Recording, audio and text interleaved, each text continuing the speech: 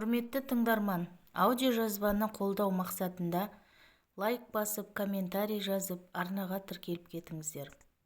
Шиш пайғамбар қиссасы. Әбіл өліп, Қабыл қашып кеткен соң, Адам ата мен Хауа ананы қайғы басты. Күндіз-түні екі көзінен жас парлап, жылаумен өтті. Алла оларды жұбату үшін бір ұл сыйлады. Есімін Шиш деп қойды. Шиш өте келбетті, ғұлама ғалым еді. Есімінің өзі ғылым үйретуші дегенді білдіретін. Ол алғаш шариғат үкімдерін реттеп, дін ғылымын жайып, Алла алдында үлкен құрметке ие болды. Құдай одан Мұхаммед саллаллаху алейхи уассалям пайғамбардың нұрын таза сақтап, ұрпақтарына беруге уәде алды. Ол уәде жұмақтағы жібек матаға жақұт қаламмен жазылды. Жібек мата Сәкина атты сандықтың ішінде сақталды. Шиш пайғамбардан Мұхаммед пайғамбарға дейін бұл нұр осы дәстүр бойынша ауысып келген екен.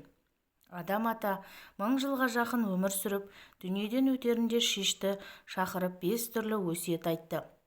Әй Шиш, бұл өсиетті жадыңа тоқып ұрпағыма жеткіз. Бірінші тілегің ұлық болсын, жұмақтың рахатына емес, Алланың дидарына ынтық бол. Екінші бір істі бастамас бұрын 7 рет өлшеп 1 рет кес. Үшінші, әйелден күшің емес, ақыл ойың артық болсын. Жарыңа адал бол, үйіңе береке кіреді. Әйелді әлпештеп ұста, ұрпағың мейірімді болып өседі. Төртінші, көппен санас, білгенге құлақ ас. Өзім білемдікке салынба.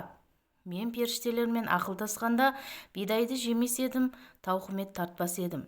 Бесінші, бір іске кез келсең көңіл сенбей сенбе. Мен бидайды жегелі тұрғанда жүрегім қаламады. Анаңның көңілін қимай жей салып едім, аяғы осындай болды. Соңғы айтарым, Мұхаммед саллаллаху алейхи уассалям пайғамбардың нұрын сақта деді. Осылайша Адам атаның да дәм-тұзы таусылып бақиғаттанды. Жебірейіл періште жұмақтан кебін әкелді. Мәйтті мейрам суымен жуып, арулап көмуді Шишке үйретіпті. Шиш жаназа оқып, әкесін жер қойнына тапсырды. Марқұмды жуындырып, кебіндеп, оған жаназа оқу және оны қабірге жайғастыру, жерлеген соң басына белгі тұрғызу рәсімі Шиштен қалыпты.